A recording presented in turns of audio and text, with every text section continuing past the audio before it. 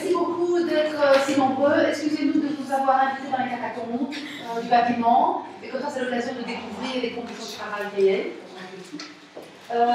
Donc, nous sommes contents de voir si nombreux pour cette réunion interne. Donc, c'est le professeur Zetkov qui va faire cette présentation, qu'elle a préparée dans le cadre d'une demande qui t'a été posée, d'une question qui a été posée par le comité d'éthique de la faculté de médecine de l'USG, et donc tu vas la présenter dans 2 semaines, oui. Et que tu trouveras intéressant de faire partager, de tester ici son développement et quelques mois de recherche dans ce cadre-là. Donc voilà. Bon, il s'agit d'un stage de l'expérimentation animale en question. J'ai plus de questions que de réponses, bien sûr. Alors, quelques mots d'abord sur le plan de l'exposé.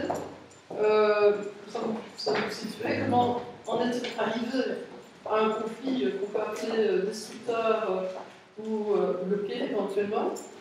Pourquoi ce conflit persiste-t-il malgré des avancées, des changements de la morale, de l'expérimentation, l'évolution à la fois juridique et théorique et les nouvelles méthodes en méthode expérimentale? Que faire face, que peut-on faire face à cette dynamique de conflit, essentiellement en termes de communication, et je parlerai du point de vue des chercheurs utilisant l'expérimentation animale, parce qu'il fallait bien adopter un point de vue, et c'est le point de vue qui m'était demandé. Et alors, en quelques mots, mais c'est pour le futur, quel serait le scénario qu'on pourrait imaginer vers lequel on va? Est-ce qu'on va dans un statu quo, ou bien est-ce qu'on va évoluer vers une autre problématisation de l'expérimentation animale? Alors, première question, comment en est-on arrivé là? Je commençais par une très brève mise en perspective historique et sociale. Je pense à son utilité, de resituer le cadre. D'abord, le traitement humanitaire des animaux, c'est une question qui est une question morale, qui est très ancienne. On peut la remonter, enfin, je n'ai pas fait d'études historiques là-dessus, mais en tout cas, il y a 4000 ans, on en parlait déjà. Et d'accord parlait aussi, c'est assez amusant parce qu'il était pour le traitement humanitaire, parce qu'il croyait à la transfiguration des âmes, et donc, intéressant, l'animal avait une âme pour lui.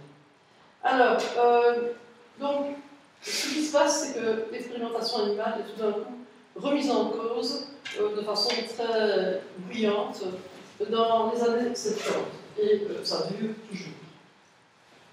Alors, qu'est-ce qui s'est passé dans les années 70, 75, enfin un peu avant et puis un peu après? Il y a 3 ouvrages qui sont publiés qui sont un peu l'équivalent de Mills de Dahl en sciences politiques. Ils vont changer la vision qu'on a de l'expérimentation animale. C'est d'abord Richard Ryder qui va parler du concept, qui va définir le concept de spécisme, donc la discrimination fondée sur les critères de l'espèce. Peter Singer, qui va, d'ailleurs, extrêmement de l'ARF, très actif, qui va condamner l'expérimentation animale pour cause de biais spécistes, et Tom Regan qui va développer la question des droits des animaux. Alors, ces publications vont avoir un effet très impressionnant. Oui, un effet très impressionnant sur la prise de conscience par le public, qui découvre tout d'un coup le problème. Le public n'était pas au courant. Le public, dans les années 70, il y avait déjà un développement économique relatif, on vivait bien, et c'est important parce que les gens avaient des animaux de compagnie et qu'ils consacraient déjà à l'époque une part importante de leur budget à ces animaux de compagnie, chiens, chats, etc. Et on va voir que c'est une variable extrêmement importante dans la suite de l'histoire. Alors, le public est ému, indigné, les médias reprennent évidemment en cœur, on a la TV par exemple, on progresse très fort dans la communication persuasive, en même temps, image choquante. Et ça va contribuer au processus de construction sociale de la question de l'utilisation en général des animaux au bénéfice de l'homme. en miroir de la mobilisation de la découverte par le public de la question, il y a évidemment les mouvements activistes qui naissent en Angleterre, aux États-Unis, et puis bon, ils se répandent dans les sociétés occidentales. Et ce sont des mouvements qui ont évidemment un lien historique avec les mouvements anti-vivisectionnistes en Angleterre et aux États-Unis. Ces mouvements défendent des théories plus ou moins radicales. Je viendrai depuis l'abolitionnisme pur et dur, donc aucune expérimentation animale, à des thèses plus nuancées, par exemple le compromis sur le principe des 3 R. Alors dans les mouvements les plus connus, à mon avis, c'est ALF et PETA. Il y en a beaucoup d'autres, il y en a énormément. Les campagnes, évidemment, très dures, menées par ces organisations, vont braquer les projecteurs de médias. Et je vous donne des exemples. Il y a par exemple les tests sur les chats faits par la American Museum of Natural Science. C'est une campagne qui a été menée par Henri Spira. Le petit histoire, c'est un Belge, en fait, d'Anvers, mais qui a émigré aux États-Unis et qui est un activiste américain de ALF. Edward Taube fait la une à l'époque, en 80. C'est le premier scientifique à être mis en cause dans un procès très médiatisé sur la vivisection. Il travaillait sur les singes et sur les façons de remédier aux conséquences des AVC. C'est un homme apparemment très respecté, mais si vous tapez Edward Taube sur Internet, vous trouvez tout le détail là-dessus. Il y a aussi eu des recherches sur les babouins à l'université de Pennsylvanie, pour laquelle l'université a eu pas mal de problèmes. Alors, c'est assez bizarre parce qu'il y a des concepts purement philosophiques, à l'origine, qui deviennent par un phénomène de socialisation des règles morales, d'abord, et puis progressivement prennent le caractère de normes obligatoires. Et donc, on passe quelque part du laisser-faire à des dispositions de régulation. Alors, après cette petite capitule historique, je pense que c'est intéressant de replacer le conflit sur l'expérimentation animale dans un contexte qui a été décrit par Beck, bien familier au monde spiral, qui a distingué qui a décrit 3 grandes catégories de conflits qui secouent le XXe siècle. Le conflit sur la distribution des richesses à partir de la fin du XIXe, le conflit de reconnaissance sociale ou de non-discrimination de catégories sociales sur la base du genre, de la race, etc. Dans les années 70, les conflits environnementaux. Et quelque part, le conflit en fait, sur l'expérimentation animale se rattache au deuxième type de conflit, puisque la question qui est posée est celle de la non-discrimination sur la base de l'espèce. Et à l'époque, c'est assez amusant parce que les auteurs parlaient de la non-discrimination des femmes. C'est le dernier bastion de la non-discrimination. Ils étaient sans savoir que les animaux viendraient après. Alors concrètement, je crois que la comparaison est intéressante par rapport à ces 3 types de conflits. On peut se demander quelles sont les régularités dans l'argumentaire. Qu'est-ce qu'il y a comme argumentaire commun? Quelles sont les spécificités? Et quelles leçons peut-on tirer des autres conflits par rapport à ce conflit sur l'expérimentation animale? Alors, le dénominateur commun, je crois qu'il y en a un. Il paraît évident. C'est une question de limite de la communauté morale. Et la communauté morale, qu'est-ce que c'est? C'est l'ensemble des personnes à qui on se sent redevable d'être, envers lesquelles on se sent redevable d'être juste. Le mot juste, évidemment, le concept de justice est un concept d'interprétation variable, mais il est central. Et donc, ce sont ces limites qui sont importantes. Dans le cas, par exemple, des mouvements de libération, on étend les limites de la communauté morale aux Noirs, aux femmes, etc., puis éventuellement aux animaux. Et donc, c'est en fait l'extension, dans le cas des animaux, du principe fondamental de l'égale considération espèces. Ah oui, j'ai oublié pour les conflits environnementaux. Ça c'est un plus des conflits environnementaux, c'est qu'il y a une extension des limites morales allant à des sociétés lointaines, par exemple dans les accidents nucléaires civils, et aux générations futures, c'est la rhétorique du développement durable et de déchets nucléaires. Dans le cas de l'expérimentation animale, c'est la capacité de souffrance des animaux qui va justifier l'égale considération des intérêts des humains et des animaux. Alors, les spécificités de ces catégories de conflits, dans le cas du conflit environnemental et du conflit sur l'expérimentation animale, il y a une chose qui est caractéristique et qui leur est commune, c'est qu'ils parlent tous les deux, enfin dans les deux cas, en tant que porte-parole, mais pas d'intérêt humain, enfin pas de leurs intérêts propres. Ce sont des porte-paroles dont la légitimité va dépendre de la convergence des réseaux dans lesquels ils s'inscrivent, sur la fidélité de leur traduction par rapport à la problématisation qui a été proposée, à la capacité de mettre en œuvre des moyens efficaces aussi.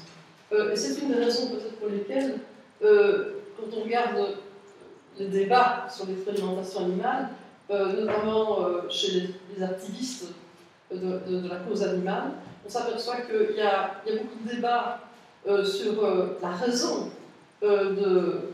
d'abolition de l'expérimentation animale, mais il y a beaucoup moins de débats par contre sur les moyens d'obtenir cette abolition, parce que les abolitionnistes, quoi qu'on en dise, ne sont pas tous des terroristes, et ils n'ont pas envie d'effrayer le public en prenant des moyens violents. Il y a bien sûr eu des actes violents, mais ce n'est pas la majorité. Une autre particularité, mais ça c'est la particularité de l'expérimentation animale, c'est l'ambiguïté de sentiment des parties au conflit. Tout le monde, dans une certaine mesure, est sensible aux animaux, notamment tous ceux qui ont fait partie, ils sont énormes, ceux qui ont l'expérience des animaux de compagnie, et imaginent difficilement utiliser des chiens, des chats et même des cochons, un peu de film d'Ève, à des fins, je dirais, à des fins humaines. Donc là, il y a un problème. Il y a un problème, ils mettent en balance, quelque part, les bénéfices de l'expérimentation animale et la balance des bénéfices qu'ils escomptent pour eux, l'importance qu'ils donnent aux bénéfices qu'ils escomptent pour eux.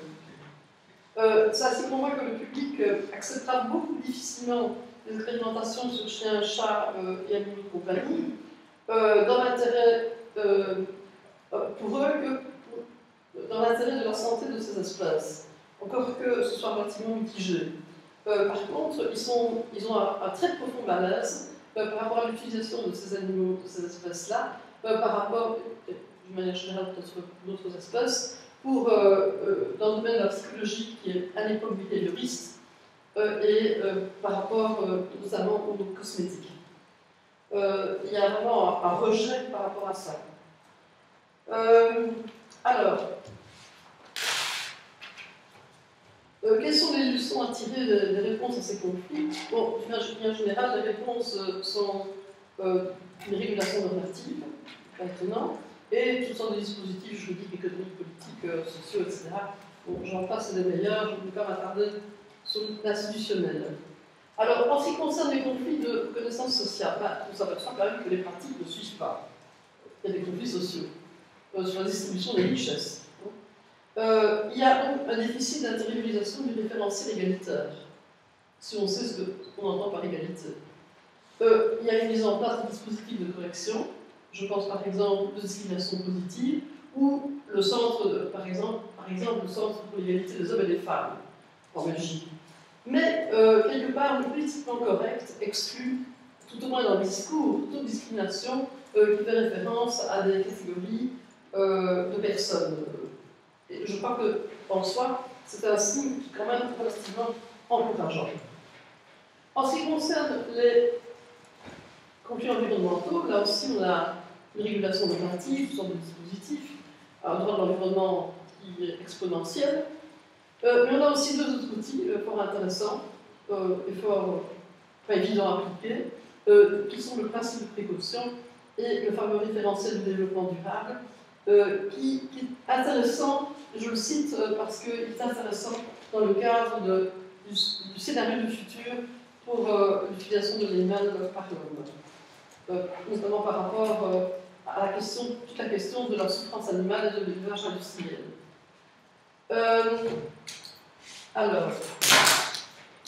Les conflits environnementaux, les dispositifs sont plus ou moins efficaces, on a toujours des conflits. Le NIMBY, entre guillemets, est généralement vainqueur. Et les conflits globaux, par exemple le changement climatique, qui impliquent les pratiques locales, bon, ça ne semble pas résolu à très brève échéance. En ce qui concerne le conflit à propos de l'expérimentation animale, les réponses sont d'ordre normatif.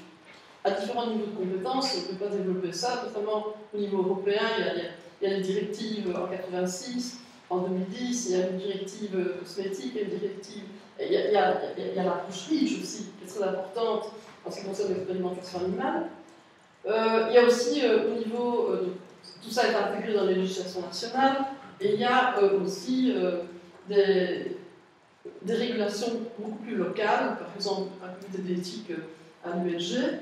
Il y a aussi les chartes d'entreprise, par exemple Novartis Suisse, si vous allez sur Internet, à Novartis Suisse, vous trouverez qu'ils ont signé, ils ont des initiatives et signé la déclaration de Bâle, et c'est une déclaration qui concerne le principe des 3 R, sur lequel je vais revenir. Donc c'est une régulation qui mobilise le principe des 3 R, et que le public soutient en majorité.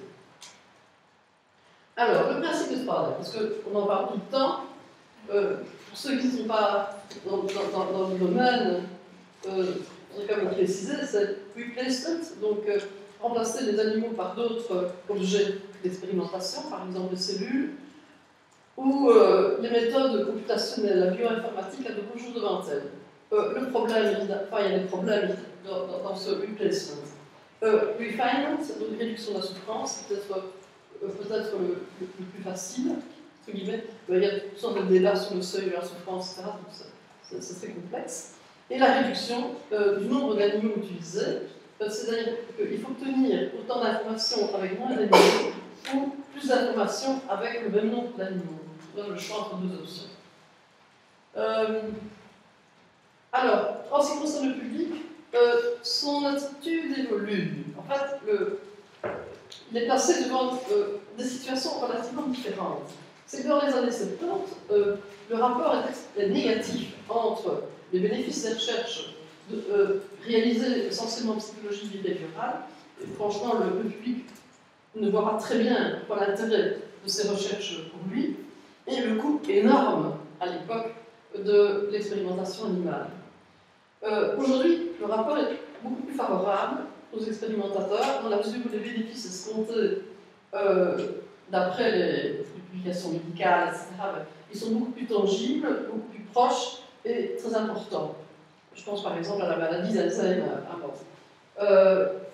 Et d'un autre côté, les coûts sont apparemment moins insupportables par application du principe des 3 R. Donc le rapport change. Il y a des bémols, malheureusement, dans toute histoire comme ça, c'est que certains se posent des questions sur les motivations qui ont conduit le régulateur à promouvoir le principe des 3 R. Alors la question qui est posée, c'est est-ce la compassion ou l'égoïsme de groupe? Et alors, il y a une chercheuse, professeure au Canada maintenant, qui a écrit un bouquin, c'est le premier bouquin que j'ai lu il y a quelques années sur l'expérimentation animale, Les Tourneaux, qui impute une motivation d'égoïsme de groupe pour expliquer l'application du principe des 3 R. Ce ne serait pas du tout dans l'intérêt de l'animal, mais parce que l'application du principe des 3 R permet de faire de meilleures expérimentations, avec des résultats plus valides, dus à de meilleures conditions d'hébergement et d'expérimentation qui stressent moins l'animal. Donc, et cette question, on dirait, bon, peu importe, on s'en fout finalement des motivations, c'est ce qui compte. C'est vrai, c'est ce qui existe qui compte, c'est en partie vrai, en partie faux, parce que les motivations, elles sont imputées à des acteurs, et le fait d'imputer des motivations égoïstes de groupe, je veux bien, à, par exemple, des expérimentateurs, ça va faire quoi comme effet?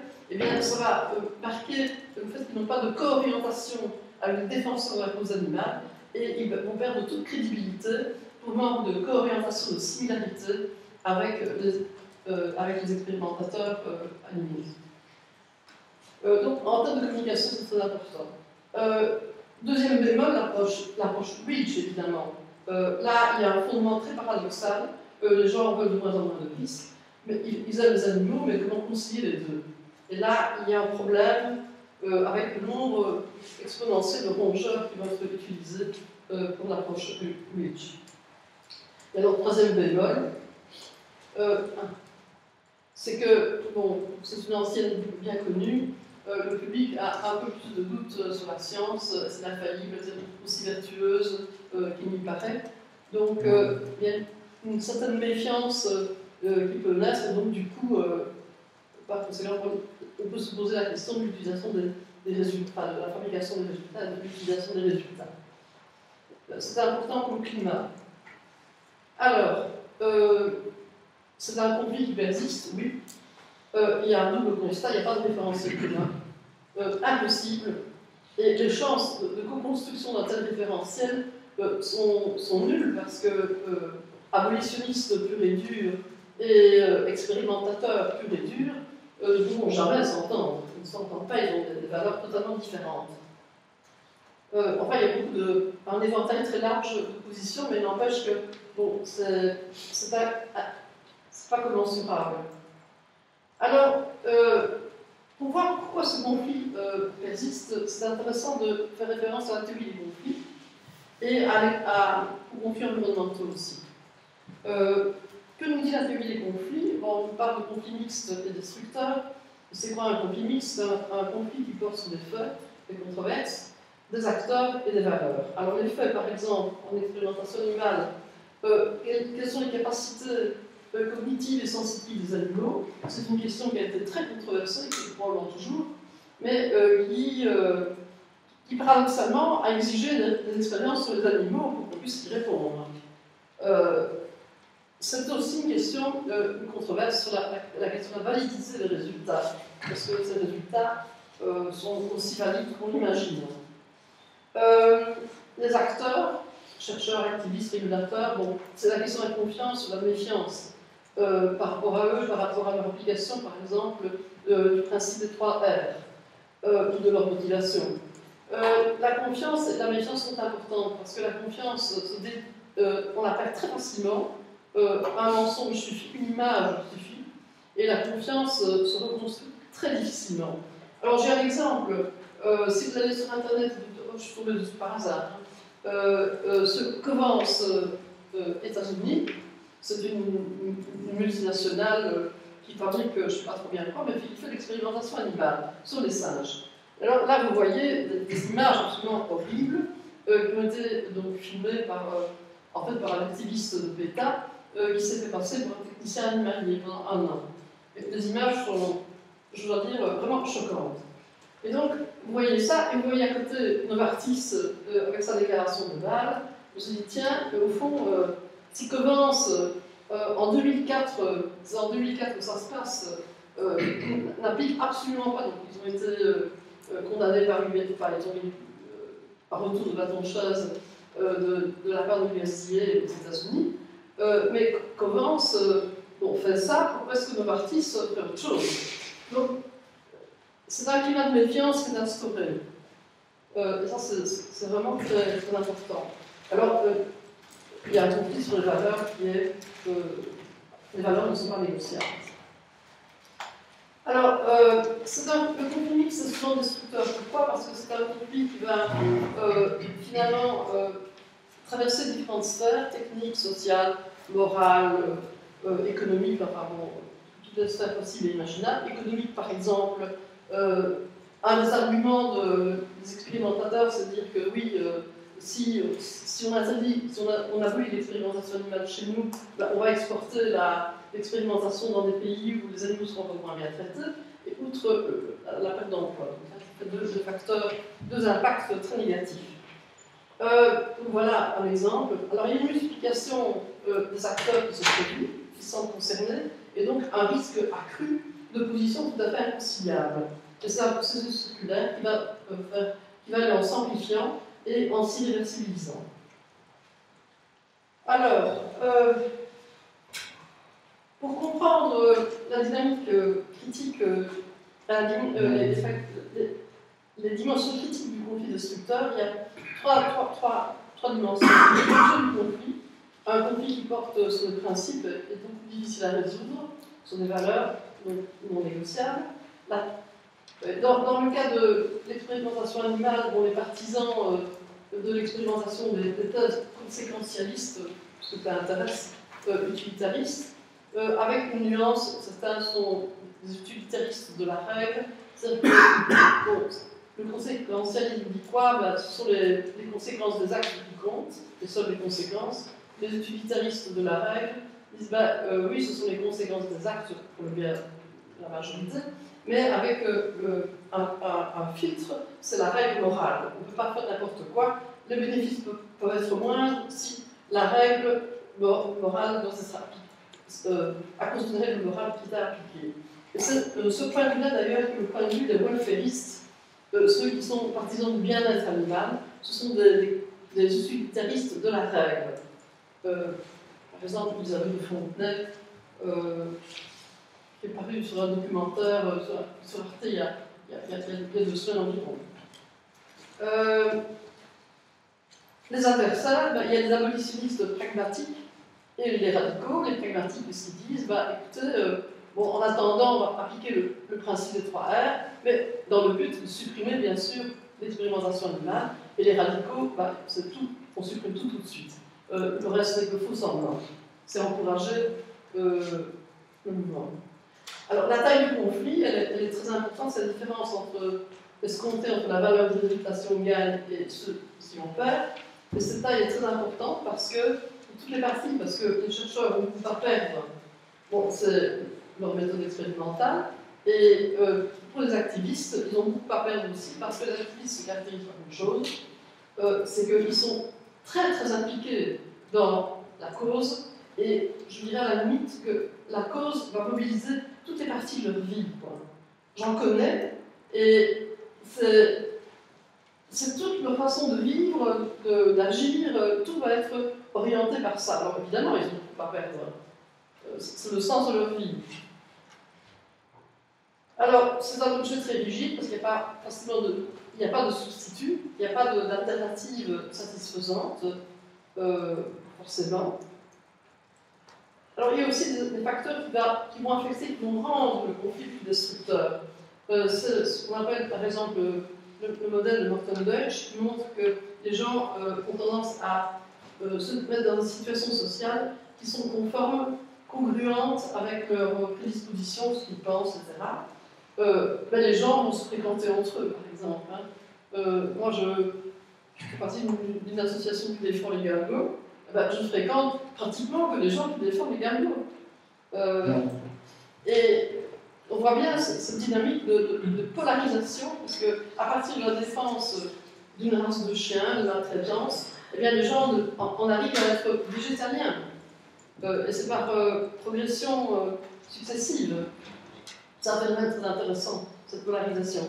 Et cette polarisation se marque aussi par le fait que la position moyenne dans un groupe devient, en fait, elle est plus moyenne, elle devient dans un groupe elle devient extrême, dans un autre groupe elle devient aussi extrême. Et donc, ces extrémismes ne peuvent plus se rencontrer. Un autre facteur important, ce sont les stratégies face au dilemme moral. Parce qu'il y a un conflit, évidemment, d'intérêt entre l'homme et l'animal. Et comment va-t-on faire pour réduire, comment va-t-on réagir face à ce conflit? Alors, il y a une dissonance entre le fait que, par exemple, l'homme, l'individu, je ne connais pas beaucoup d'individus qui ne se voient pas comme quelqu'un de compassionné. hein, d'un côté, et d'un autre côté, il y a cette réalisation de la souffrance animale. Alors, comment va-t-on faire pour vivre avec cette dissonance? Bon, il y a une première stratégie, bah, c'est celle en fait de la soumission, bien connue. Bah, c'est que s'il y a une contrainte extérieure très forte et pas d'alternative possible, l'individu va vivre avec sa dissonance. C'est le cas, par exemple, des personnes qui pensent qu'il n'y a pas moyen de faire autrement qu'avec des expériences animales pour le bien des hommes. Ça peut aller un peu plus loin d'ailleurs, parce que j'ai beaucoup ri en lisant une thèse passionnante sur le fait que, dans le fond, non seulement c'est nécessaire à l'être humain, mais aussi les animaux sont très contents d'être utilisés. Hein, ils sont ravis. Et alors, je suppose que c'est la traduction de ce bonheur de l'animal à être utilisé qu'on retrouve dans la publicité de la vache Milka, qui est si contente dans sa prairie sur un fond de montagne, ou bien le brave petit cochon de Justin Guidou. Hein, disons qu'il y a cette tendance-là. Alors,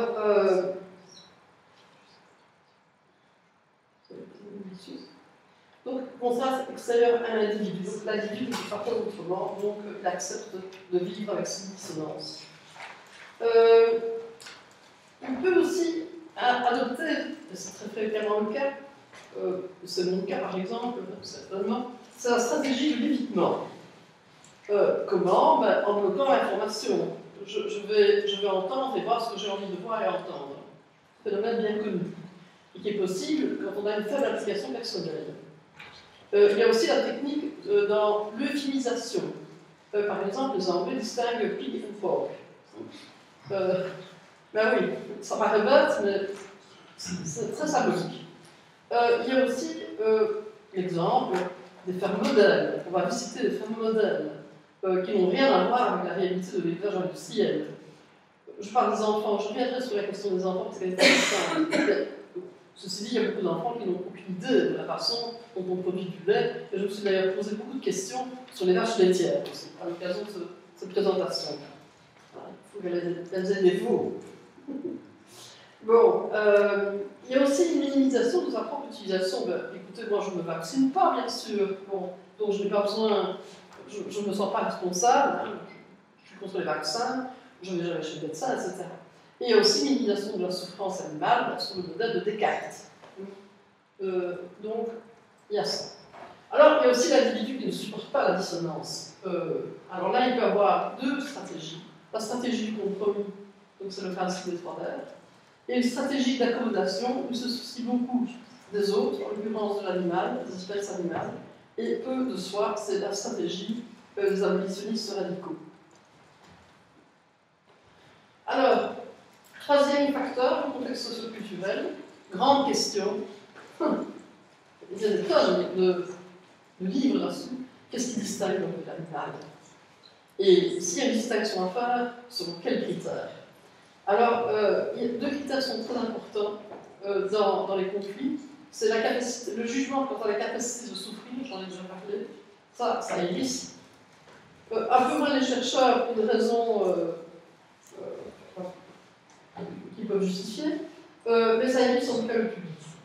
Et alors, le deuxième facteur, c'est l'échelle phylogénétique, la similarité de l'animal par rapport à l'Homo sapiens en partant de l'insecte jusqu'au primate. Donc c'est un référentiel de la similarité. Le concept de similarité est très important. Alors, justement, pourquoi? Parce que la considération des intérêts des autres est liée à la similarité des autres par rapport à soi. Et donc, on va défendre beaucoup plus facilement des espèces en danger en fonction de sa ressemblance avec l'Homo sapiens que ça va être ça le critère. Et en matière d'expérimentation humaine aussi.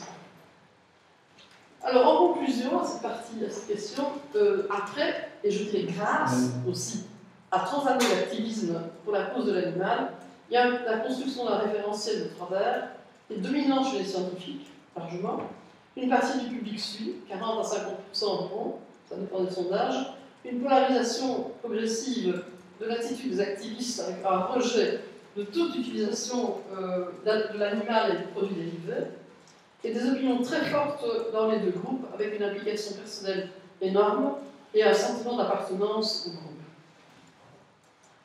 Alors, que faire? Moi, je dirais en termes de communication, surtout, et du point de vue des scientifiques appliquant le principe des 3 R. Ben, je crois que la première question qu'on peut se poser, c'est de savoir est-il opportun de communiquer.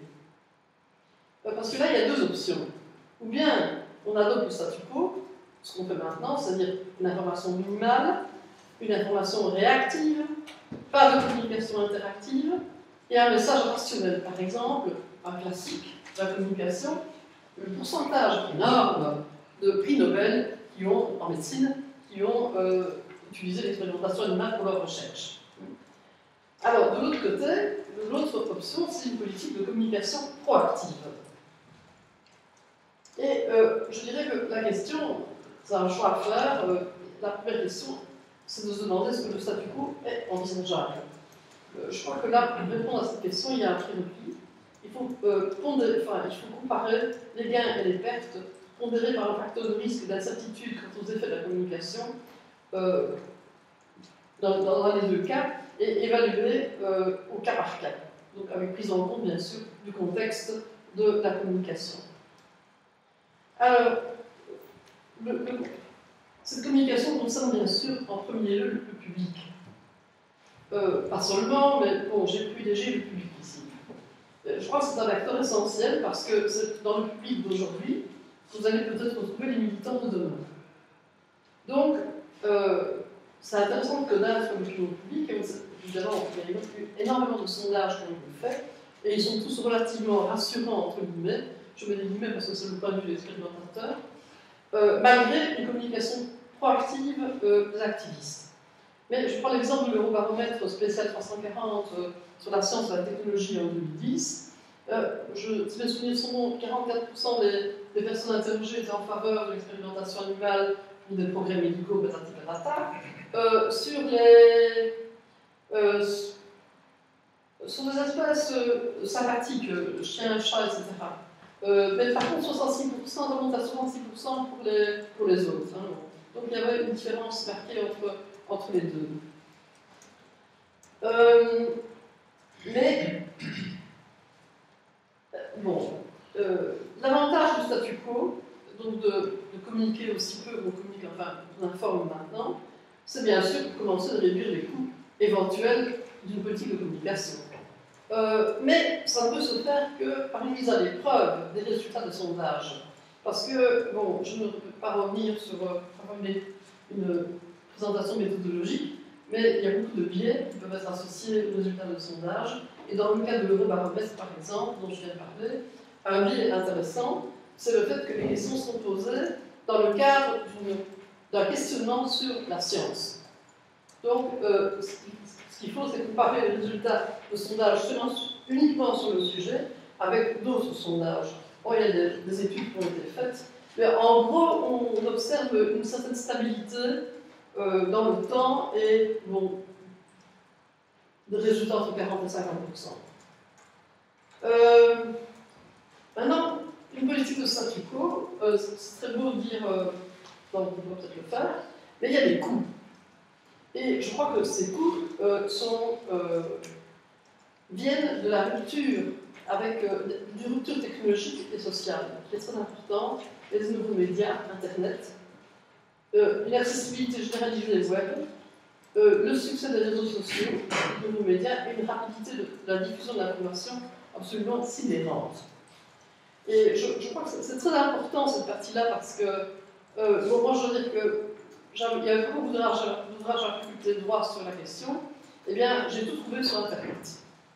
Et j'ai trouvé au moins 3 ans de lecture sur Internet. Et des choses intéressantes. Donc c'est assez prodigieux comme outil d'information.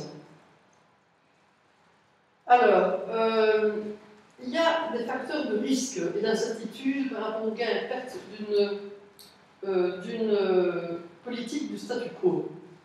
Comme il y a un facteur de risque et d'incertitude, en cas d'une politique de communication, dans les deux cas, il y a chacune un facteur de risque et d'incertitude. Alors ici, ça concerne la résistance du public aux stratégies de communication persuasive, parce que le public va rester toujours, enfin, avec cette majorité plus ou moins molle en faveur de l'expérimentation animale, ou bien est-ce qu'ils vont changer de bord, et est-ce qu'ils vont être sensibles, par exemple, aux stratégies de l'engagement. Une stratégie de l'engagement, bon, je n'ai pas beaucoup de temps pour expliquer là-dessus, mais c'est une stratégie qui consiste, c'est celle qui a été utilisée par Barack Obama, en 2 mots, dans sa première campagne électorale, pour faire voter pour lui. Qu'est-ce qu'il a fait? Il a demandé aux gens de verser quelques dollars, et de façon à ce que les autres le sachent, et en versant quelques dollars, on pose un acte, un petit acte, quelques dollars, mais d'un autre côté, il y a un effet de gel sur les autres options. Une fois qu'on a posé cet acte-là, on s'exclut d'autres options et on continue dans le même sens. Donc on construit des attitudes qui sont en cohérence avec cet acte-là, et les attitudes qui sont construites conduisent généralement plus vers des comportements que la simple persuasion. Donc en fait, l'enjeu pour Barack Obama était de faire, bien sûr, de financer sa campagne, mais aussi et surtout de mobiliser les gens pour qu'ils viennent au bureau de vote. C'est ce qu'ils ont fait. Donc c'était l'utilisation de la psychologie de l'engagement, qui est un vieux concept qui date de Kurt Lewin des années de la Seconde Guerre mondiale. Mais une application intéressante. Une autre application dans le domaine animal, ce sont les pétitions en ligne. J'en ai signé, comme tout le monde, je suppose. Il y avait notamment une pétition contre la corrida et la reprise de la corrida en France comme patrimoine culturel national par l'UNESCO. Et bon, je crois qu'il y a beaucoup de gens qui ont signé la pétition, qui ont vu évidemment que ça n'a pas abouti. Maintenant, tous ceux qui signent une pétition ne deviennent pas des activistes. Et la grosse question, évidemment, c'est de se poser après la question de savoir pourquoi on devient militant. Quels sont les facteurs? Qu'est-ce qui fait qu'on devient militant?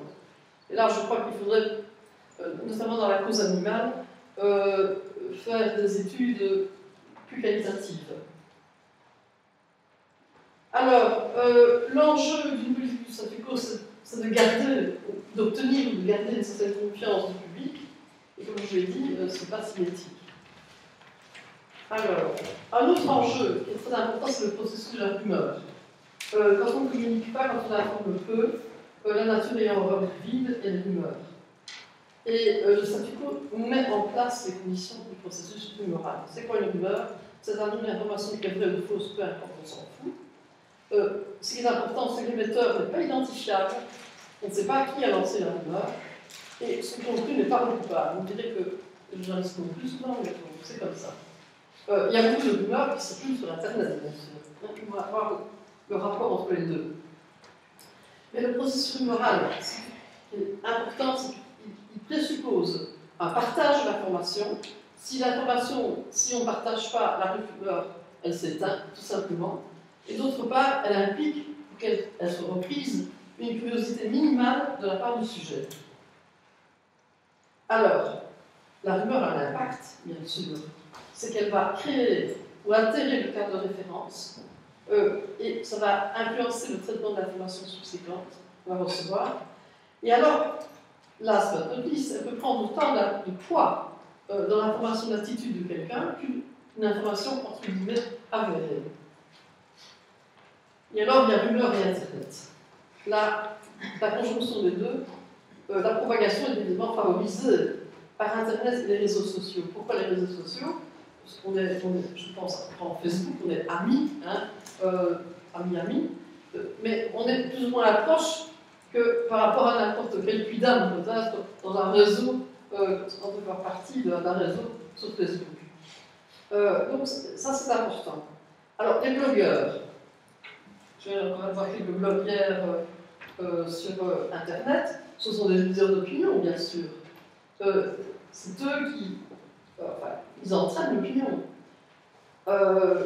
Et alors, rumeurs et Internet ont une dimension commune qui font qu'elles interagissent, l'un démultiplie les effets de l'autre, c'est qu'il y a une dimension participative. la rumeur demande de participation, Internet demande un effort quand même de la part de quelqu'un. Il doit cliquer, il doit chercher. Donc il y a une dimension participative aussi. Alors, si on voit maintenant une politique de communication, l'autre option, quels sont les gains?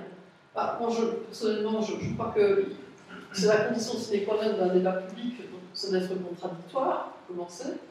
Et il me semble que ça pourrait, ça pourrait favoriser la transparence des actions menées malgré tout par les groupes, que ce soit d'un côté ou de l'autre, auprès du législateur, enfin bon, je pense au lobby, au groupe de pression.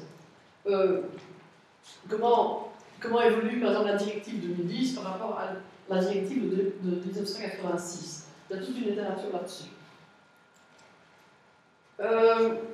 D'autre part, je crois qu'une communication est un prérequis pour une gestion acceptable de l'expérimentation animale. Pourquoi? Ça peut donner de la visibilité sociale à l'implémentation du principe des 3R. Pour commencer, il faut qu'il y ait implémentation. Il ne faut pas que ça reste un discours. Donc, déjà par le fait qu'il y aura une communication là-dessus, on va peut-être déjà implémenter la chose.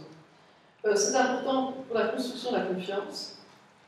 Et je crois que c'est aussi important parce que l'opinion publique peut mettre à l'agenda, en tout cas faire pression un petit peu, peut-être pas en ces temps de rigueur budgétaire, sur le financement de la recherche des méthodes alternatives.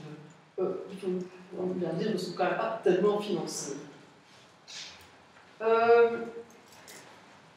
Donc l'enjeu, c'est de stabiliser des attitudes qui existent par des stratégies de communication adéquates et donc de favoriser finalement la résistance à la communication persuasive et engageante de l'autre côté, des activistes de l'autre côté. Mais l'inverse est en vrai aussi. Alors, une politique de communication a des coûts. Un coût de recherche, pour commencer. Bon, il faut définir le problème dans les thèmes dans lesquels les acteurs le définissent. Donc il ne s'agit pas de faire une étude top-down, il faut voir ce que les gens disent. Si vous voulez faire une campagne de communication, il faut étudier, il faut définir la cible, il faut définir les attitudes de la cible, il faut la connaître, il faut définir les objectifs. Enfin, il y a tout un déroulement qui va jusqu'à l'évaluation d'une campagne de communication, bien sûr. Alors il y a des coûts psychologiques à une politique de communication. Il y a un biais pour le statu quo bien connu, et donc il faut vaincre le biais pour le statu quo. Il y a aussi l'incertitude quant aux résultats d'une politique de communication. Et là, j'ai un très bel exemple à vous donner. En France, dans les années environ 95, il y a eu deux ouvrages qui ont paru par des organismes scientifiques. Un sur l'expérimentation, qui est destiné à des professionnels, et l'autre, un livre blanc qui venait du CNRS, en gros. Et alors, le premier ouvrage qui est destiné à des professionnels a été diffusé de telle façon qu'il a touché le public, qui a été horrifié, évidemment. Et l'autre ouvrage, le livre blanc, il a été écrit. Ah oui, alors non seulement pourquoi est-ce qu'il a horrifié le public? Parce qu'il a été repris par 30 millions d'amis. Alors que c'était un ouvrage qui était destiné à des professionnels. Donc, une erreur de ciblage. Par contre, le livre blanc, qui est destiné au grand public, il était écrit la vulgarisation scientifique était tellement mauvaise que personne ne l'a lu, sauf quelques critiques, et notamment un critique de l'Express, qui a fait une critique d'un ouvrage pro-expérimentation animale, mais vraiment très virulent, où vous avez dit, pas plus c'est doux, par exemple. Oui. Et d'autre part, ce livre blanc, et le critique concluait sa critique en disant finalement les deux ouvrages arrivent à la même conclusion, l'expérimentation animale est nécessaire. Donc, les gens qui ont lu ça, je ne suis pas sûre que c'était l'effet voulu, quoi, le livre blanc. C'est deux grands flops de la communication des années 90. Alors, les facteurs de risque et d'incertitude des effets de la communication sont dus au rôle du contexte personnel du récepteur. Bon, il faut le connaître, enfin, c'est difficile à connaître, bien sûr, et les circonstances de la réception. Vous ne réagissez pas du tout de la même façon dans une manif que quand vous regardez le documentaire sur Arte avec Elisabeth de Fontenay. Hein, bon, c'est pas du tout la même chose. Donc le contexte personnel plus les circonstances crée un système relativement complexe et qui est un facteur de risque et d'incertitude pour le communicateur. Ce sont des exemples de là, mais alors, si vous voulez communiquer, il faut des objectifs et des cibles. Les deux sont interdépendants, bien sûr. Les objectifs, c'est bien connu, faire comprendre, persuader, résister à la persuasion, favoriser un discours rationnel dans le contexte de la gestion d'un conflit. Bon, ça, on peut s'oublier encore. Là où les cibles, bon, je vais être rapide. S'il fallait cibler un public, je pense qu'il y a trois publics importants. Les enfants, je ne cite pas ici, vous pouvez peut-être demander pourquoi après. Les femmes, elles sont majoritaires chez les activistes, et donc c'est le public féminin qui est d'abord à cibler pour éviter les militants, si on veut ça. Et par contre, les personnes se situant au centre droit de l'échiquier politique sont généralement les plus favorables que les gens se situant à gauche à l'expérimentation animale. Il y a une raison à ça aussi. Un peu compliqué, mais il y a une raison, une explication. Alors la cible exclue, je pense, ce sont les abolitionnistes radicaux sans faire rien. Alors, quelles leçons retirer de l'étude sur la communication? Pour réduire, bien sûr, les effets d'incertitude et de risque, d'effets contre-productifs, je crois qu'on pourrait utilement utiliser une grille d'analyse proposée par un politologue comme schéma de communication et comme grille d'analyse aussi de toute politique publique. C'est la grille de Larswell. Les questions sont très simples, et c'est celle que j'ai utilisée en fait dans l'exposé, qui est à l'origine de la distribution, qui est-ce qui communique, et qu'est-ce qu'on communique, à propos de quoi, avec quelles conséquences, à prévoir, à préévaluer, quels sont les gains et les pertes potentiels, à qui, et selon quels critères procéduraux, ça je n'ai pas abordé. C'est un peu le contexte. Donc, alors, un autre modèle très utile pour le communicateur, c'est le modèle dual de l'information. Bon, c'est un modèle qui est relativement reconnu maintenant. C'est qu'il y a deux routes de la persuasion, la route centrale et la route périphérique. Avec, c'est quoi la différence? Simple. Dans la route centrale, le récepteur va supposer tous les arguments qu'on lui propose. Et donc la validité du message va dépendre de la plausibilité des arguments. Ce qui demande un grand effort, bien entendu, hein, de peser la plausibilité des arguments. Et la route périphérique, elle est beaucoup plus rapide. Eh bien, la validité du message va essentiellement dépendre de la crédibilité de la source. Et dans ce cas-là, donc, on peut dire qu'une source crédible, une source qui est aimable au sens propre du terme, attractive parce qu'on s'identifie plus facilement, et surtout similaire, co-orientation. Ça, c'est le truc le plus important. On croira plus facilement d'autres chercheurs que les cas d'ALF. Alors, comment expliquer, c'est un point extrêmement important, donc construire pas la même campagne de communication, si vous avez des raisons de suspecter que les gens choisiront la route centrale plutôt que la route périphérique, et inversement. Alors, donc, il est essentiel de savoir pourquoi les gens choisissent telle ou telle route, et il y a en gros trois critères. L'individu se sent compétent pour prendre la route centrale, il veut en savoir plus, et l'individu est suffisamment motivé pour faire l'effort. Alors la question évidemment importante pour le communicateur, c'est de savoir si l'individu ne veut pas en savoir plus, comment faire pour éveiller son intérêt? Comment faire pour l'accrocher et pour qu'il continue à s'informer? C'est en gros ça. Les plus de la route centrale sont évidents, les attitudes sont beaucoup plus stables, parce que l'individu a consacré du temps de stockage, etc. Donc, il reste avec son attitude. Et les attitudes ainsi formées sont plus liées au comportement subséquent. Bon, il est évident que les gens ont des attitudes qui sont des prédispositions internes, mais parfois leurs attitudes ne sont pas du tout leurs comportements ne sont pas conformes à leur attitude. C'est bien connu. Tout le monde est toujours, je ne sais pas moi, contre le réchauffement climatique, mais on n'est pas tous en train de prendre le transport en public. Donc, voilà, un exemple. Alors, autre question, si c'est la route périphérique qui est choisie, il faut s'interroger sur la crédibilité de la source. Et, bon, il y a beaucoup d'études qui ont été faites là-dessus. Alors, il y a notamment une question importante, est-ce que le communicateur doit être neutre ou pas? Est-ce qu'il doit faire savoir quelle est son option à lui? Il semblerait que oui. Il vaut mieux qu'il dise clairement de quel côté il se situe que de ménager la chèvre et le chou. Bon. Mais il y a une relation relativement ambiguë entre les deux et pas facile. Alors, la crédibilité et l'attractivité, une source attractive facilitera l'identification de la personne, donc sera plus crédible.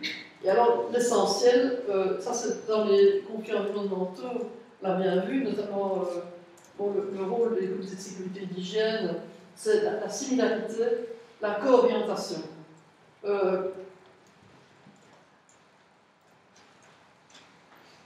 Quel futur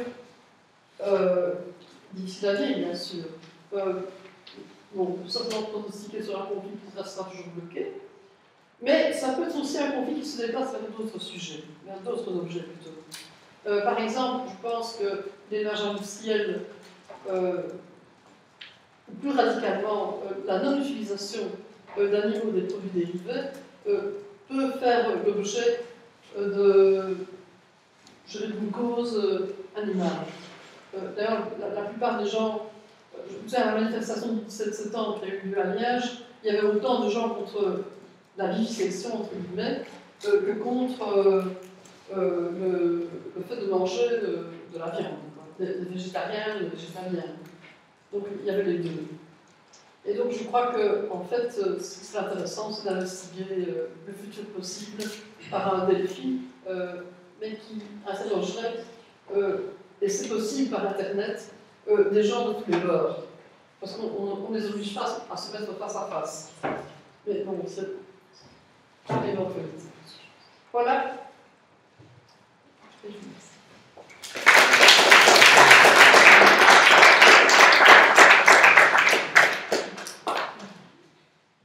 Merci Catherine. Parfait, vous avez dit 1 heure et parfaitement tenu.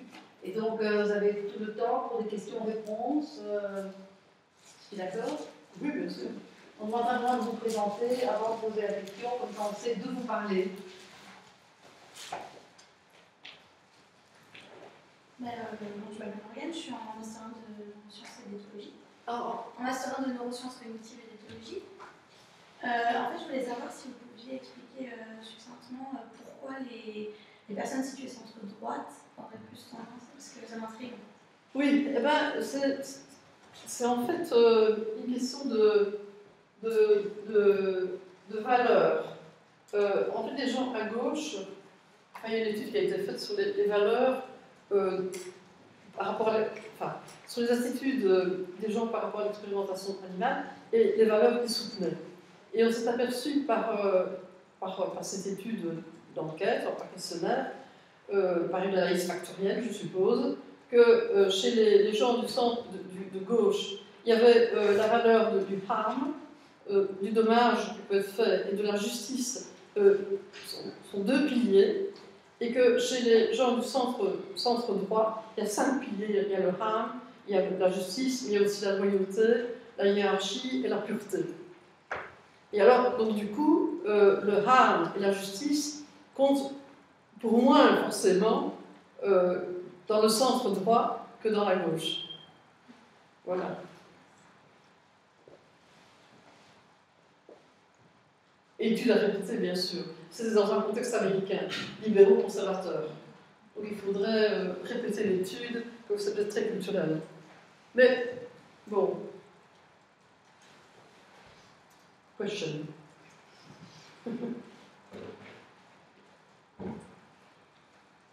Bonjour, mon nom est Marc Vandenet, je suis professeur d'éthologie, de bien-être animal à la faculté de médecine vétérinaire. Donc, conférence intéressée, bien sûr. Je me demandais, je pense qu'il y a un point important, c'est la question de l'information qui se pose ici en termes d'expérimentation animale.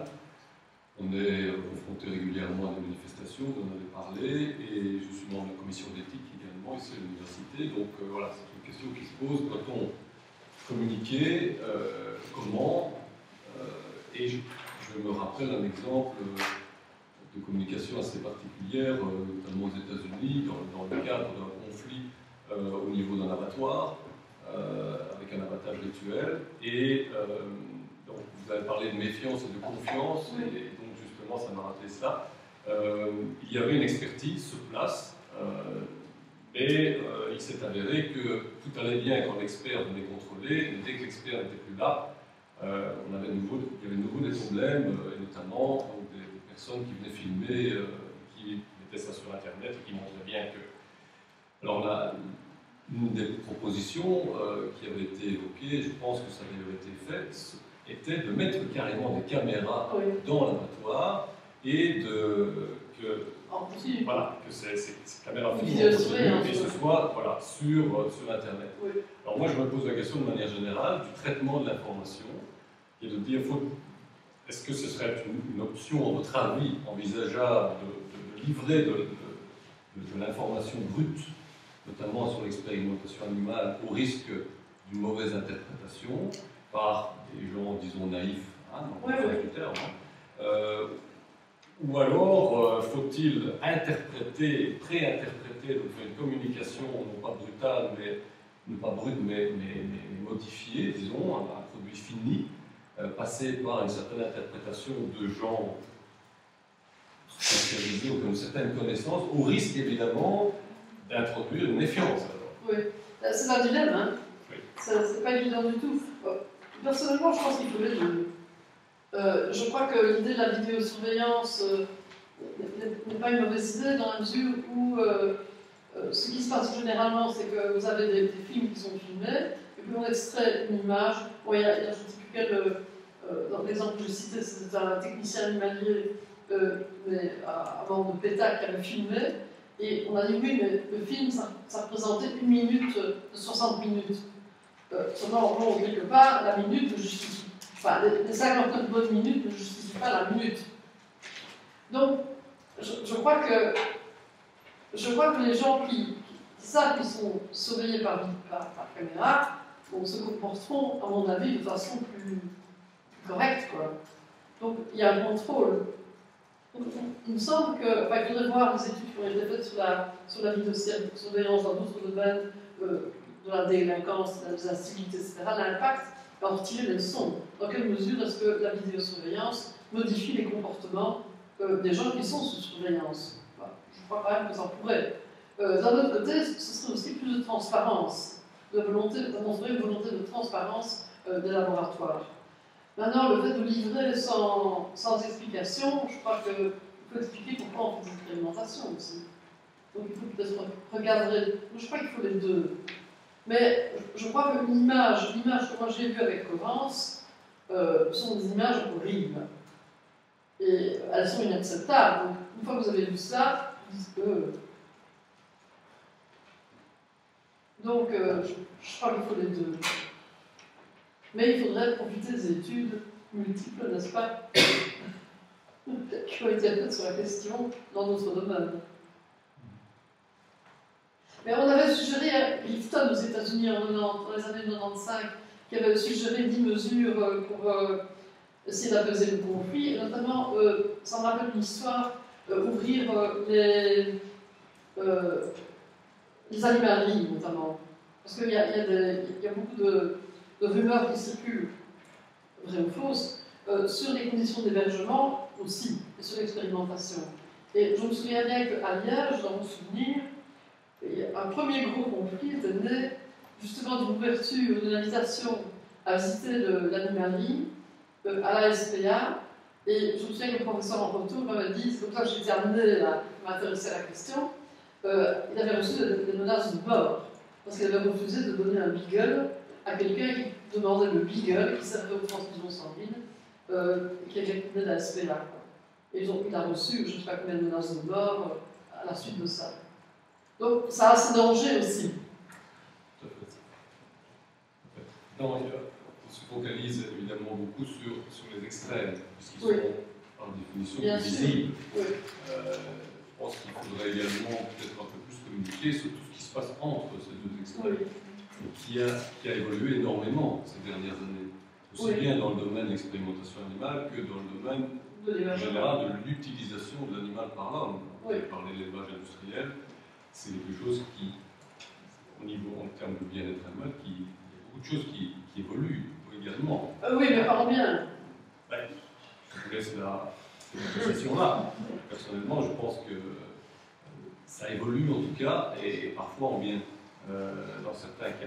Donc, oui, voilà. C'est la différence qui compte par rapport à l'élevage traditionnel et l'élevage industriel. Oui, bon. C'est pas le sujet d'aujourd'hui, on ne va pas ennuyer les gens. Non. Mais voilà, je pense que, notamment en termes de ce qui se passe dans les animaleries, peut-être pas encore assez de gens savent que, notamment, ce qui se passe dans les animaleries est vérifié, est régulièrement par des inspections obligatoires en interne puis en externe. Donc, on ne fait plus n'importe quoi en termes d'expérimentation animale. Toute utilisation de l'animal doit notamment passer par la commission d'éthique, etc. Je ne suis pas sûr qu'une porte ouverte dans une animalerie permettrait d'arranger, de faire évoluer le débat. Je suis d'accord. Mais alors, le 17 septembre, avec cette manifestation, je suis tombée sur un article de la Ligue en Belgique qui annonçait la manif du 17 septembre. Il y avait une interview d'André Menache. Et qu'est-ce qu'il dit? C'est un vétérinaire qui a été président, je ne sais plus quelle association, enfin peu importe, mais une grosse association. Qu'est-ce qu'il dit dans l'interview? Je dirais que les bras m'en sont tombés. Il dit, au fond, ces comités d'éthique, aussi bien à l'ULG qu'à l'UCL, parce qu'il a l'UCL dans le même sac, au fond, ils sont composés de gens, d'experts, mais ils ne sont pas vraiment des experts de méthodes alternatives, des méthodes substitutives. Alors ça ne sert à rien, quelque part. Donc voilà le message qui est parvenu dans la technologie par rapport à ça. C'est un message erroné. Oui, bien sûr, mais bon, voilà. Il faut savoir qu'à l'université de Liège, il y a des personnes qui sont très compétentes, très compétentes en termes de méthodes alternatives. Mais ça se trouve sur Internet. Hein. Donc voilà. C'est la difficulté évidemment des informations et du traitement d'informations. Tout se trouve sur Internet et n'importe quoi. Oui, mais quand on cherche, on trouve tout à fait. Dans les deux sens. Voilà.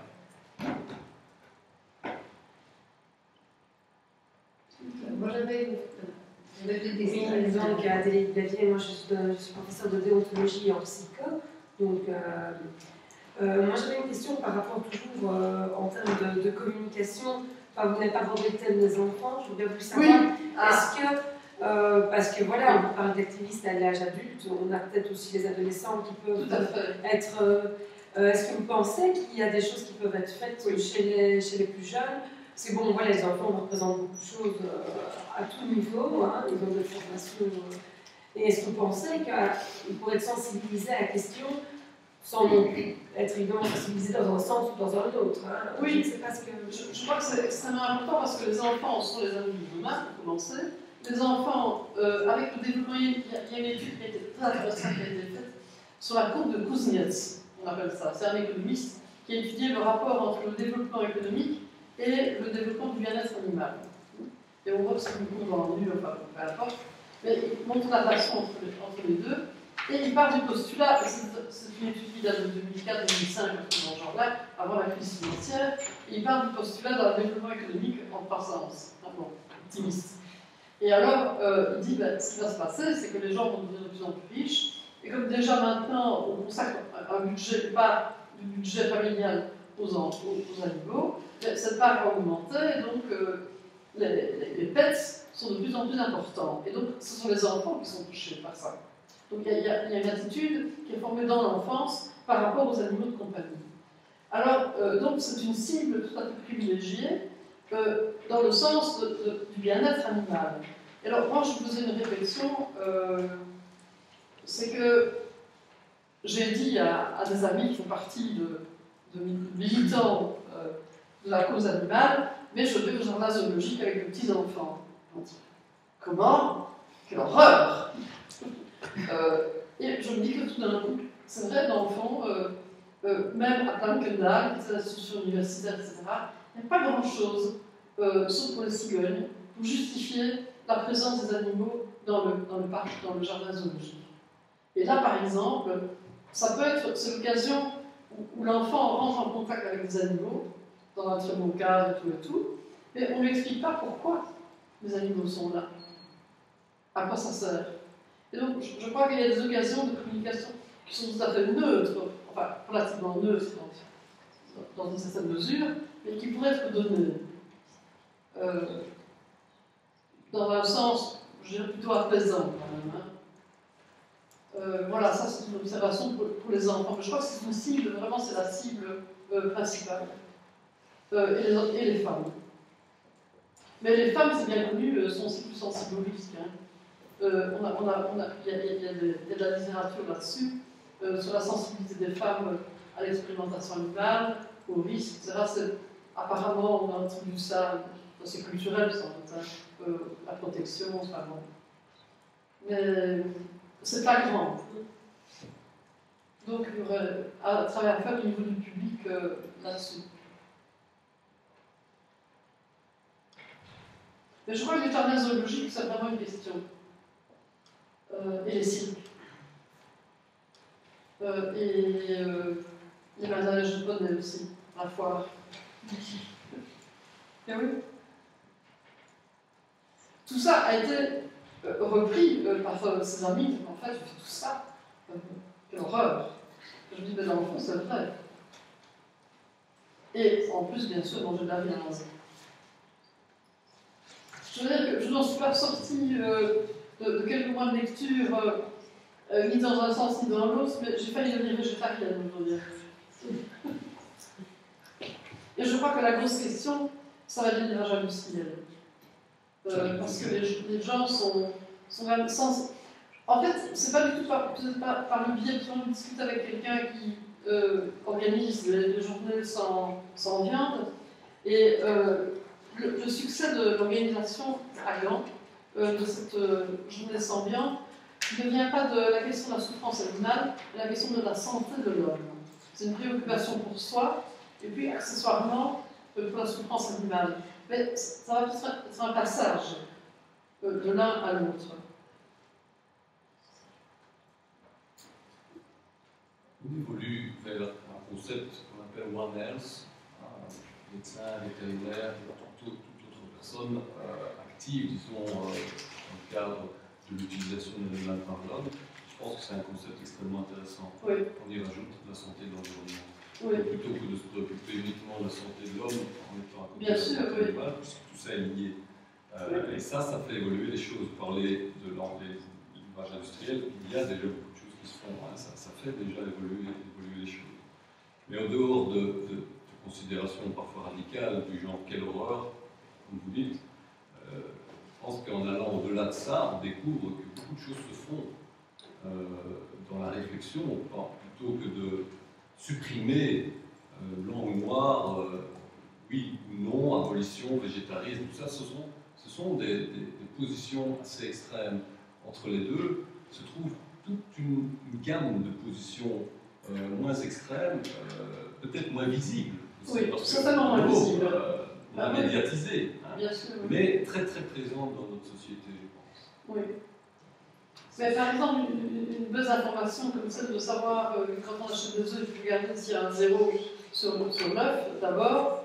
Bon, ben, je ne le savais pas, je l'ai appris, mais on n'est pas informé. Pour être sûr de l'origine de l'œuf, que ce n'est pas un œuf en batterie. Mais je voudrais peut-être revenir sur ce que je suis dit, parce que je trouve ça fait plus. J'ai eu un problème dans la présentation, c'est que j'aime bien le fait que tu ancres ça par rapport aux 3 conflits de Bell et qu'effectivement, la différenciation qui est intéressante entre le conflit autour de l'expérimentation animale et les conflits environnementaux, qui ont des points communs et des points différents, c'est qu'au fond, il est à cheval entre les conflits identitaires et Il est de conflits. plus en plus à cheval. Il va être à cheval avec justement cette conception globale et l'introduction de la notion de développement durable. Voilà, donc là, donc ça c'est intéressant. Par contre, là où j'ai du mal à te suivre, et ce qu'on est en ligne avec ce que monsieur dit, c'est comme je dis, au fond, les positions sont tellement extrêmes que le développement d'un référentiel commun te semble impossible parce que c'est fondé sur des valeurs non négociables. Alors que finalement, que ce soit dans les conflits de redistribution, dans les conflits d'identité et aussi dans les conflits environnementaux, je vois que tu as toujours eu des positions extrêmes, mais tu as toujours eu néanmoins un environnement où il y a une obligation de trouver des solutions. Il y a eu des postures, des méthodes de développement de référentiels suffisamment partagées pour apaiser les conflits. Donc j'ai du mal avec ton exclusif que tu as présenté, et c'est là que j'apprécie votre remarque, parce que j'ai effectivement l'impression qu'il y a toute une paterne de postures intermédiaires, un peu comme si dans l'environnement, tu ne prenais que Greenpeace et tu ne regardais pas le boulot de, je ne sais pas, Inter-Environnement Wallonie, qui a un peu une posture complètement différente, n'est-ce pas? Donc, là, on sait bien que, je ne sais pas moi, FEB, Greenpeace ont des attitudes différentes, mais qu'il y a tous les intermédiaires partout. Et j'ai l'impression que dans le conflit de l'expérimentation animale, c'est peut-être intéressant d'aller plus loin, faire quelques focus group, par exemple, Oui. hein, sur la diversité des postures et le développement. J'ai du mal à te suivre. Non, mais ce que je pense, c'est qu'il y a un très grand éventail de positions. Il y a des extrémistes et il y a des moins extrémistes. Bon, et dans les abolitionnistes, il y a les pragmatiques et les radicaux. Mais je crois que tu ne seras jamais d'accord, un abolitionniste radical, avec quelqu'un qui pratique l'expérimentation animale. Bah, ça n'a pas d'importance. Voilà, ça n'empêche pas Je pense qu'il y a deux choses aussi à distinguer par rapport au public. C'est ce que, ici, on met dans la discussion, par exemple, l'élevage et l'expérimentation animale. Le public, il est surtout. Enfin, il peut s'intéresser théoriquement aux deux, mais tous les jours, quand il va faire ses courses, là, ça va plutôt être la question de l'élevage. La question de l'expérimentation animale, moi, j'ai l'impression que pour le public, c'est quelque chose de très lointain, même si après ils prennent le parti et cause et qu'ils vont dire qu'ils sont pour ou contre, ou qu'ils vont acheter des produits cosmétiques qui n'ont pas été testés sur animaux, etc. Mais ça reste quand même quelque chose de très théorique parce qu'ils n'y touchent pas. Enfin, vous voyez ce que je veux dire? Plus que, par exemple, l'alimentation. Mais alors là, l'alimentation, il y a aussi le coût. Et donc, on remarque que les gens se disent, bon, moi je m'en fous, je prends les produits blancs, qu'importe la provenance, etc., parce que ça coûte moins cher, imaginons. Et donc, je pense quand même qu'il faut séparer les deux au niveau du public.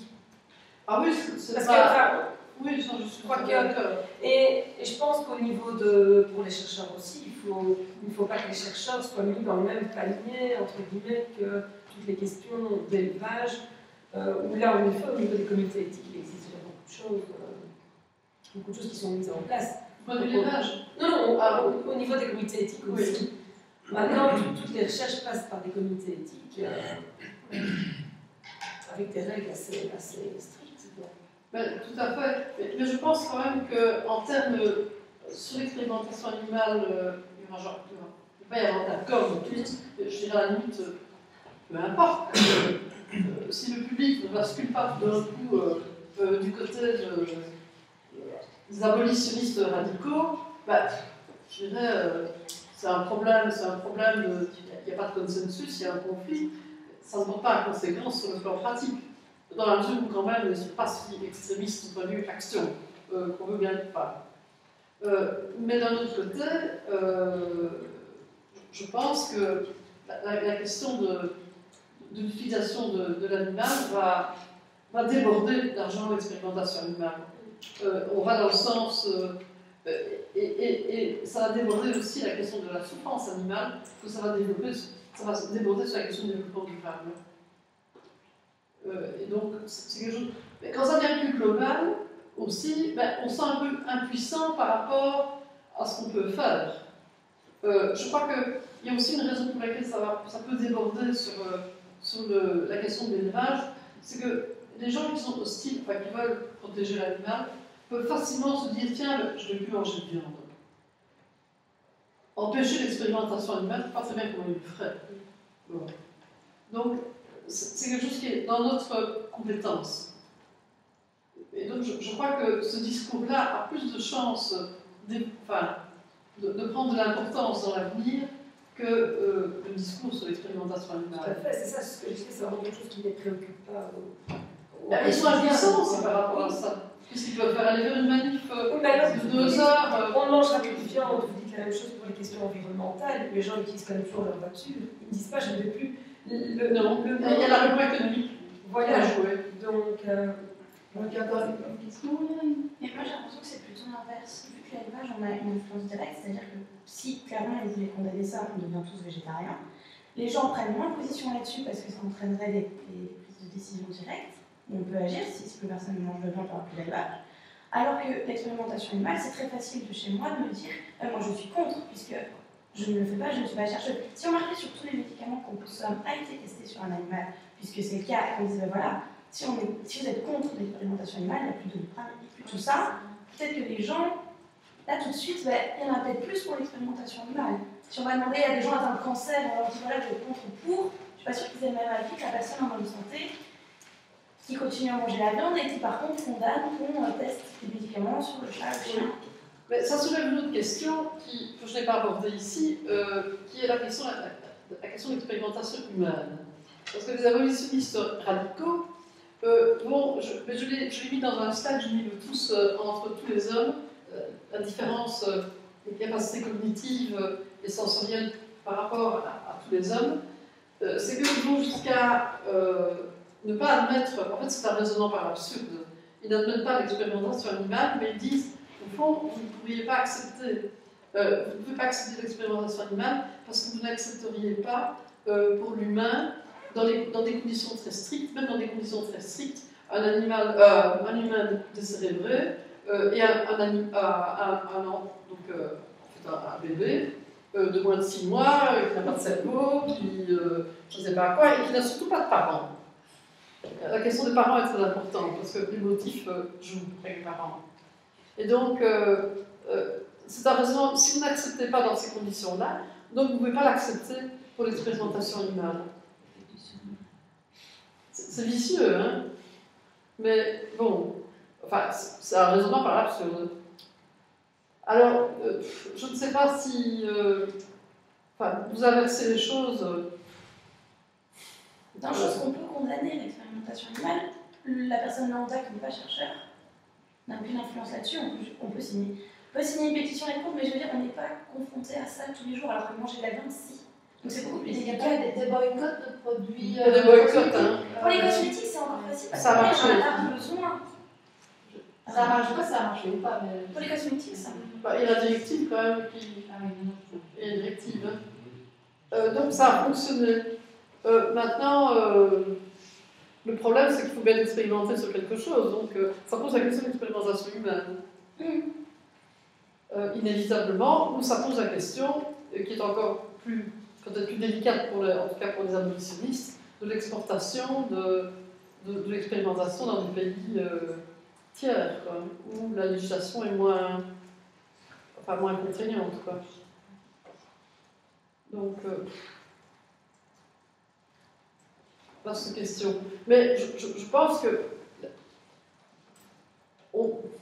je ne crois pas que les gens soient si indifférents par rapport à l'expérimentation animale. Je crois qu'ils ont un avis. Enfin, c'est pas qu'ils ont un avis. Hein.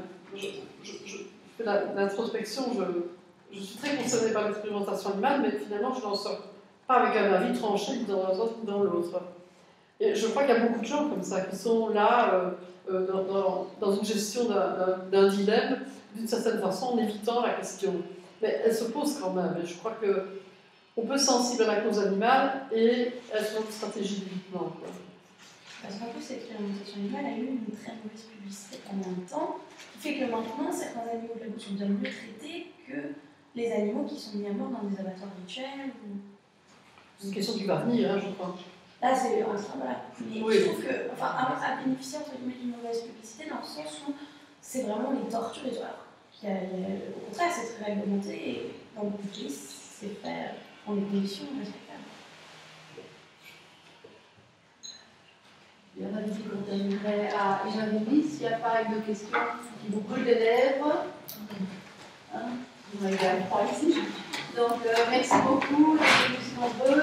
Et pour ceux que ça intéresse, je dirais que la présentation sera disponible sur le site de Delivery, et de transmettre à des connaissances. Et merci beaucoup.